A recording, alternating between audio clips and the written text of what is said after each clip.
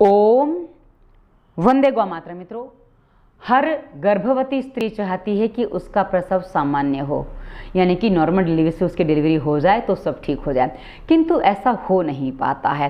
मित्रों, इसमें कुछ कारण डॉक्टर आपको बताते हैं। कई बार डॉक्टर कुछ ऐसी दवाइयां दे देते हैं। मित्रों, कुछ डॉक्टर ऐसे हैं जो मात्र कमाने के लिए अपनी दुकान डालकर बैठे हैं। हम सब डॉक्टर की बात नहीं करें, पर कुछ डॉक्टर ऐसे हैं जो इस हिसाब से बैठे हैं, तो वो आपको किसी भी कारण से डिलीवरी सीजर करवाने का प्रयास करते हैं, क्योंकि नॉर्मल डिलीवरी में उनका ज़्यादा पैसा बनता नहीं और सीजर में अच्छा खासा पैसा बन जाता है। जहाँ नॉर्मल डिलीवरी 10,000 में, 5,000 में, क्योंकि जैसा आप अस्पताल चुनते हैं संभव हो जाती है, वहीं सीजर डिलीवरी में 40 से 80,000 का खर्चा हो जाता है, और जैसा आप कमरा या रूम चुनते हैं या बेड चुनते हैं वैसा और खर्चा बढ़ जाता है। तो ये एक सामान्य सी स्थिति बनती है मित्रों, इसलिए डॉक्टर को सीजर डिलीवरी में अधिक लाभ होता है। तो कई बार कुछ डॉक्टर फंसाकर सीजर करने का प्रयास करते हैं। मित्रों, ऐसे विषयों पर इसी वीडियो के डिस्क्रिप्शन में गर्भावस्था प्लेलिस्ट में जब डॉक्टर सीजर बताए तो क्या आप उपाय करें, हमने विस्तार से वीडियो दिए हैं। आप कौन सी अवस्था में डिलीवरी सीजर बताइए और नॉर्मल करवा सकते हैं। यदि आप हमारे निर्देशों का पालन करेंगे तो संभव है। और कई बार डॉक्टर कैसे फंसाते हैं उस पर भी हमने वीडियो दिए।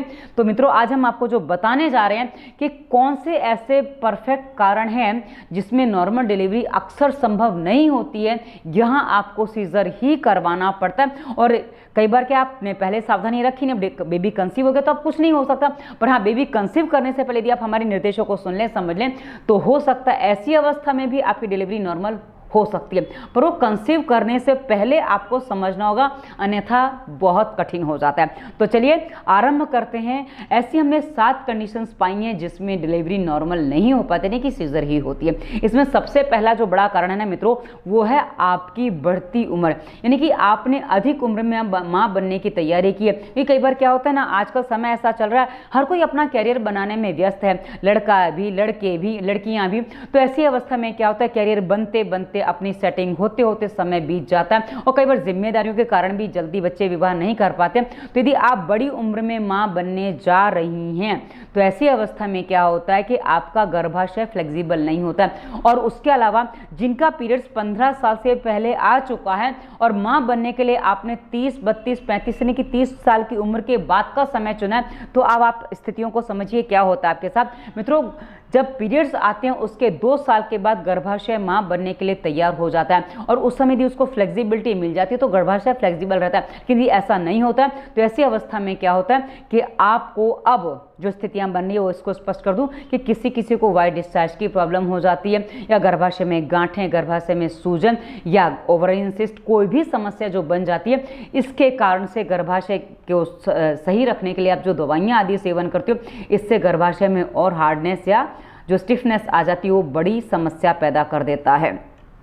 अब जो समस्या होती है ना मित्रों, इसके कारण से गर्भ का विकास कई बार ठीक से नहीं हो पाता है, और ऐसी अवस्था में सीजर डिलीवरी होना ही एक माध्यम बच जाता है और कोई दूसरा रास्ता नहीं बचता। अब मित्रों, यदि आप इस अवस्था में सीजर डिलीवरी से बचना चाहते हैं, किसी भी अवस्था में बचना चाहते हैं, तो हमारी गर्भावस्था प्लेलिस्ट में बेबी कंसीव करने से पहले से आपको क्या सावधानियां रखनी, क्या ध्यान रखना है, वहां से हमने पूरा डिटेल में बताया। यदि आप पूरा फॉलो करते हैं तो आप इस अवस्था में भी नॉर्मल डिलीवरी करवा सकते हैं। लेकिन होता क्या ना, जैसे ही विवाह हुआ अब जल्दबाजी मस्ती, क्योंकि पहली उम्र इतनी ज़्यादा हो गई है, अब जल्दबाजी ये मस्ती कि जल्दी से जल्दी माँ बन जाए, अन्यथा बच्चा नहीं होगा, ये हो जाएगा, वो हो जाएगा। तो ऐसी अवस्था में जो जल्दबाजी की जाती है उसमें नॉर्मल डिलीवरी संभव नहीं हो पाती है, और ये अवस्था आपको भारी पड़ जाती है। इसलिए मित्रों, हम कहते हैं कि थोड़ा जल्दबाजी ना करके यदि आप शांति से, सावधानी से काम करते हैं तो समस्याएं नहीं आके आपको समाधान अच्छा मिलता है।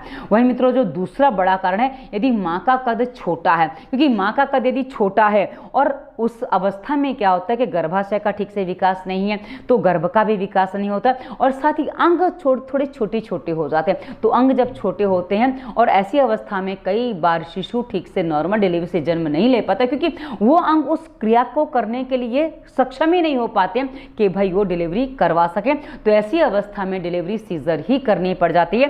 तो यदि आपकी ऐसी अवस्था है तो इस समय भी आप यदि थोड़े गर्भावस्था प्लेलिस्ट के हमारे वीडियो का पालन करेंगे तो हो सकता है आपको पीड़ा कम झेलनी पड़े और बाकी समस्याओं का सामना भी कम करना पड़े। उसके बाद मित्रों, तीसरा जो बड़ा कारण है कि मां से पीड़ा सहन नहीं होती है। कई बार जो गर्भवती स्त्री होती है ना, वो कई बार प्रेशर जब आता है ना, कि जो पीड़ा का प्रेशर आता है उसको झेल नहीं पाती और प्रेशर ठीक से दे नहीं पाती है। तो ऐसी अवस्था में कई बार क्या होता है, डर ये लग जाता है कि आपने प्रेशर दिया और वो पूरा प्रेशर ना आके कहीं गले पे ही बच्चे को प्रेशर आपका रुक गया तो बच्चे की जान वहीं चली जाती है, क्योंकि ऐसा हमने होते देखा है। तो मित्रों, यदि ऐसी स्थिति बन जाती है कि जब माँ से पेन सहन नहीं हो रहा है तो ऐसी अवस्था में माँ पेन नहीं ले पाती है और ऐसी अवस्था में कंपलसरी लास्ट मोमेंट पे भी सीरियस सीजर करना पड़ जाता है। इसलिए हम हमारी गर्भावस्था प्लेलिस्ट में हर तरीके से जो वीडियो बनाते हैं उसमें आपको तैयार करते हैं कि आपको मेंटली फिजिकल कैसे तैयार होना है ताकि आप एक स्वस्थ शिशु को जन्म दे सकें। तो ये आपकी जिम्मेदारी बनती है। और कई बार ये जो पीड़ा सहन ना करने की स्थिति बन जाती है ना, उसमें एक अवस्था और भी होती है। कई बार स्त्री है ना, वो अपने मन से माँ नहीं बन रही होती क्योंकि उसको माँ बनना पड़ जाता है।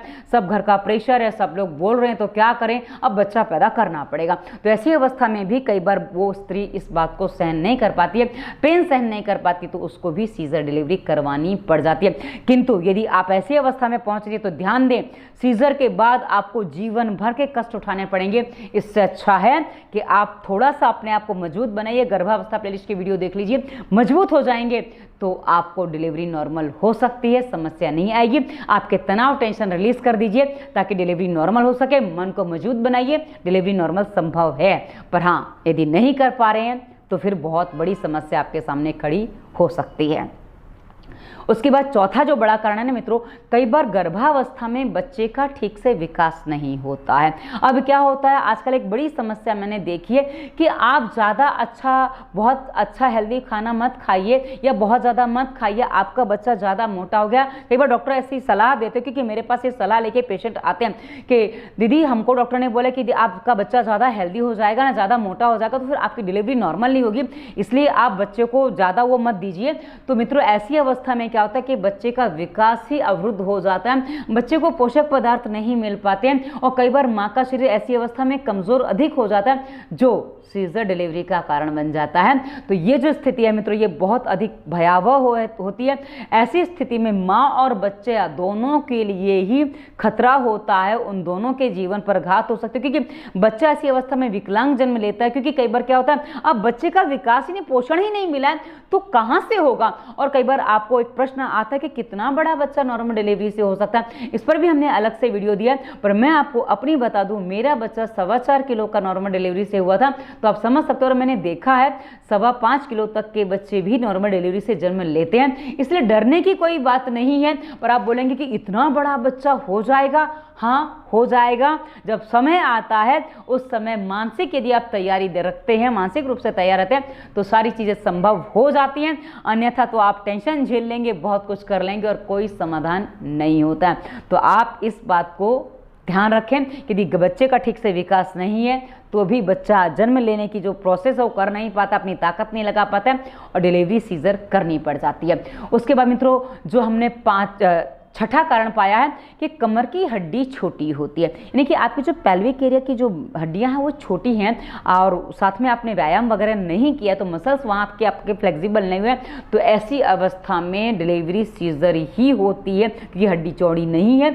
तो वहाँ से बच्चे को निकलने में समस्या होती है, बच्चा निकल नहीं पाता और ये अवस्था बन जाती है।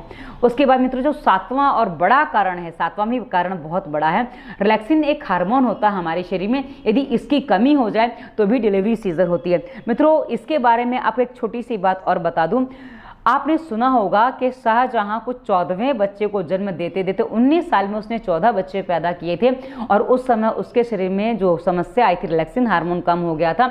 अब कितना रिलैक्सिन हार्मोन रिलीज होगा, क्योंकि 14 बच्चे मायने रखते हैं 19 साल में, वो भी तो वो कोई बड़ा वो तो है नहीं। तो ऐसी अवस्था में भी कई बार डिलीवरी नॉर्मल नहीं हो पाती है और सीजर डिलीवरी करनी पड़ जाती है। उस समय सीजर डिलीवरी का चलन नहीं था, आज है तो हो सकता था कि नॉर्मल डिलीवरी सीजर डिलीवरी होकर वो बच जाती है, किंतु उस समय ऐसी स्थिति नहीं थी या जो नहीं हो पाया, जो भी क्या कारण हम उस पर नहीं जाते हैं। पर हाँ, रिलैक्सिन हार्मोन ना बने या कम बने, इसकी कमी से भी डिलीवरी सीजर करनी पड़ जाती है।